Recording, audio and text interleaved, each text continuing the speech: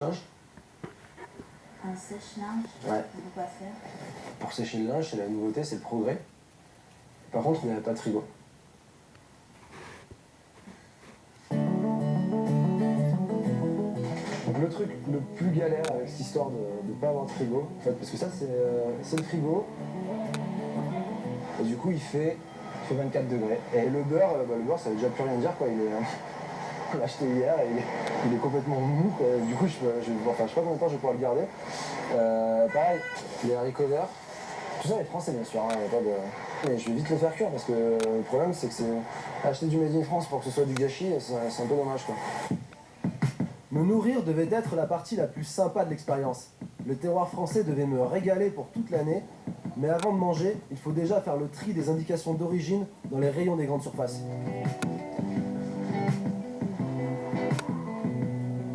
C'est tellement long. Élaboré en France. Élaboré en France, ça veut dire quoi? Et on va faire la recette. Fabriqué au Ghana, Portugal, Bordeaux. Sinon, il y a ça comme alternative, quoi. Les produits régionaux. Là, tu vois, c'est produit en Bretagne. Encore une autre appellation, après le élaboré en France, le transformé en France, le cuisiné en France. Chacun fait son petit truc. Penser en France, imaginer en France. Dessiner, emballer. Franchement, il faut mettre ça au clair. Maintenant, je sais qu'il me faut plus d'1 heure pour faire mes courses, quand avant c'était 20 minutes, file d'attente aux caisses comprises. Pour perdre moins de temps à déchiffrer les étiquettes et être sûr de manger français, je suis allé voir Elisabeth Laville. Elle a créé un guide de la consommation responsable.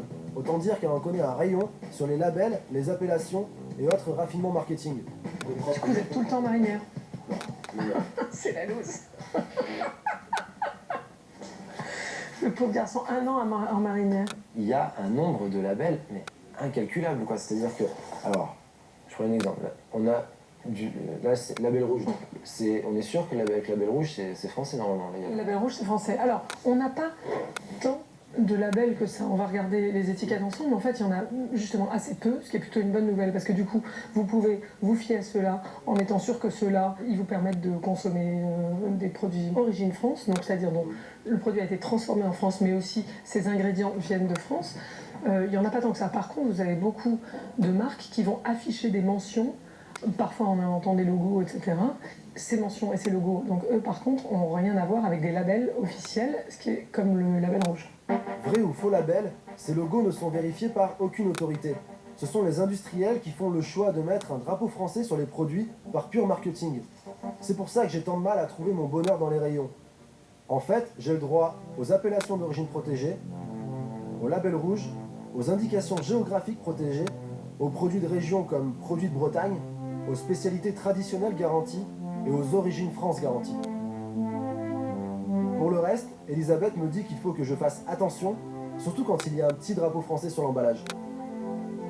J'ai pris des lasagnes presque au hasard. Presque au hasard. Au hasard. Mais on a écrit viande de bœuf française, viande bovine française, mais à l'intérieur, on ne sait pas d'où vient la pâte, d'où vient le fromage, d'où vient la crème. La conclusion, c'est qu'il faut apprendre à faire des lasagnes. Parce que si vous avez le produit simple, vous achetez le bœuf tout seul, c'est facile effectivement d'avoir l'info. Plus vous rentrez sur un produit complexe, là on voit bien la liste d'ingrédients, qui est d'ailleurs relativement lisible pour moi, mais enfin bref, qui est quand même complexe. Effectivement, on va vous donner, parce qu'il y a eu une sensibilité, on va dire, forte récemment sur le sujet de quelle est la viande qui rentre dans mes lasagnes. Donc on va vous dire la viande elle est française, mais effectivement, dans les lasagnes, il y a toute une série d'autres ingrédients sur lesquels on vous dit rien. Il y a de la semoule de blé, donc la question, le blé, il a été cultivé où, transformé où, ce qui est encore un autre sujet. Bon, l'eau, a priori, on va supposer que c'est sur le lieu de transformation, mais la question pourrait se poser. Les œufs en poudre, typiquement, l'œuf en poudre est un produit qui voyage très bien, donc il n'y a aucune chance que cet œuf soit français, à mon avis. Voilà, donc in fine, la viande hachée pure bœuf, c'est 11,5% de la recette. Donc il vous reste quelque chose comme 88,5%. Donc effectivement, on n'a pas la provenance. Il adore les produits français. Si vous avez un conseil à me donner pour être sûr de consommer des produits français, c'est lequel? Vous me conseillez quoi? Vous me conseillez d'apprendre la cuisine? D'apprendre à cuisiner avec un chef français. Bon, bah, merci beaucoup Elisabeth pour votre santé. Bon courage. Merci. Avant, j'achetais des produits tout faits, intraçables et pas super bons. Aujourd'hui, je réussis à les remplacer par des produits bruts, frais et sur lesquels l'origine française est traçable. En évitant les produits transformés et en favorisant les produits simples, ça m'oblige à cuisiner, certes, mais je consomme moins et j'en arrive à payer moins cher. Par exemple, entre une compote de pommes soi-disant française, dans laquelle de nombreux produits ont une origine totalement inconnue, et une bonne pomme, je choisis la pomme, c'est meilleur et c'est moins cher. Il ne faut donc pas se fier au marketing patriotique, et ça ne vaut pas que pour la bouffe. Pour cette expérience, j'ai besoin de me déplacer, et de me déplacer français. J'ai donc investi. Je me suis acheté pour 400 € une vieille moto bécane de 79, avec les jolies sacoches. Elle est sympa et surtout dans mes moyens. Le seul problème, c'est que ça ne marche pas super bien.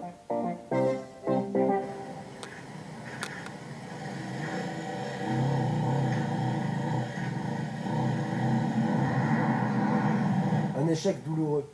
Je suis tombé en panne à 35 km de chez moi. Pourtant, en matière de transport, la France est en pointe. Qui construit le TGV? C'est nous! La France est même un vrai pays de transport, de voitures surtout. On fabrique des véhicules reconnus et qui à une époque étaient même enviés.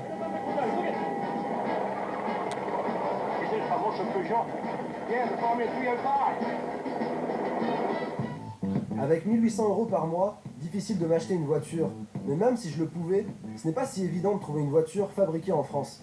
Aujourd'hui, les constructeurs français fabriquent plus à l'étranger que dans l'Hexagone. Prenons l'exemple du groupe Peugeot-Citroën. En 2003, PSA a assemblé 1,8 million de véhicules dans l'Hexagone, soit 61,5% de sa production mondiale.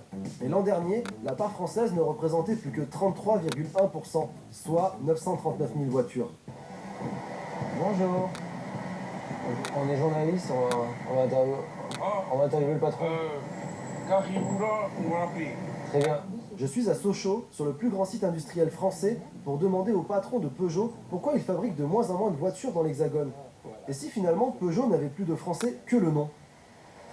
Je suis mis dans une 208, ce qui n'est pas la partie haut de gamme, et du coup en fait je roule pas dans un véhicule fabriqué en France.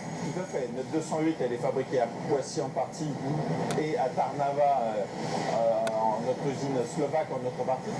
C'est vrai que sur les véhicules des segments les plus petits, comme la 208, quand on n'est pas sur des versions haut de gamme comme la XY ou la GTI, il est aujourd'hui extrêmement compliqué de produire en France et en Europe parce que la compétitivité est réellement insuffisante sur des segments où nos clients ont quand même le prix comme un de leurs principaux critères de choix. C'est fini l'époque où Peugeot fabriquait tous ses modèles en France. Et alimente le monde à partir de la France. Oui, c'est fini et c'est impossible. Et c'est impossible. Pour conquérir des marchés partout dans le monde, Peugeot installe ses usines partout dans le monde. Par contre, fabriquer seulement 33% de ses voitures dans son pays natal suffit à la marque pour communiquer sur l'origine française de ses véhicules. En ce moment, avec Peugeot, la production française a de la reprise. Profitez d'une Peugeot 5008 labellisée Origine France Garantie. Mais pourquoi un constructeur français cherche à labelliser les quelques modèles encore produits en France?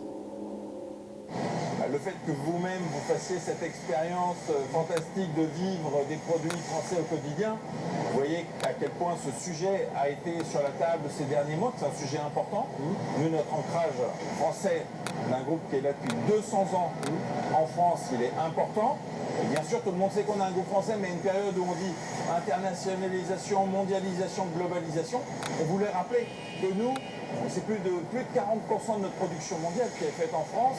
C'était important qu'on le montre et qu'on le rappelle. C'est donc ça l'internationalisation. Un constructeur français qui fabrique de plus en plus à l'étranger et emploie de moins en moins en France communique sur le fait qu'il fabrique encore un peu en France. Mais Renault, l'autre constructeur français, va encore plus loin. Il ne fabrique plus que 18% de ses véhicules en France et ne cherche pas à avoir le label. Inutile quand la publicité et un bon slogan laissent penser que tout est fait en France. La French Touch revient chez Renault. La touche française, quoi. Ce qui est dommage, c'est que ce modèle est seulement fabriqué en Espagne et en Corée du Sud. La French Touch revient chez Renault. La touche française, quoi. Il y a une leçon à retenir. Si une entreprise française agite bien fort le drapeau devant vous, ce n'est pas forcément bon signe. Alors, vous vous demandez peut-être si votre voiture française est vraiment française? Eh bien, jouons. La Renault Twingo. Non, fabriquée en Slovénie. La Peugeot 208, non, fabriquée en Slovaquie. La Renault Clio, non. Enfin, ça dépend. Mais la grande majorité des modèles vient de Bursa, en Turquie. Quant à moi, je reprends le métro. Au moins, ça, c'est français.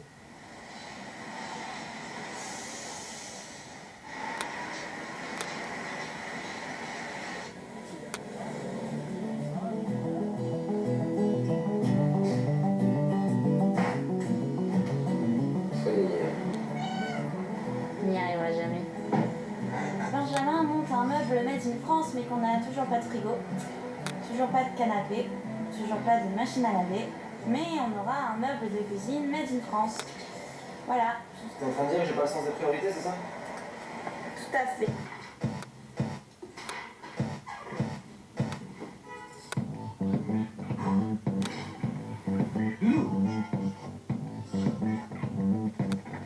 Alors, C'est bon. c'est fini? Ouais. Sauf qu'il y avait écrit 2 heures sur la notice et j'en ai mis 4. D'accord, mais c'est pas une question de made in France, c'est une question de... Je sais pas, Une question de... un bon bricoleur, quoi.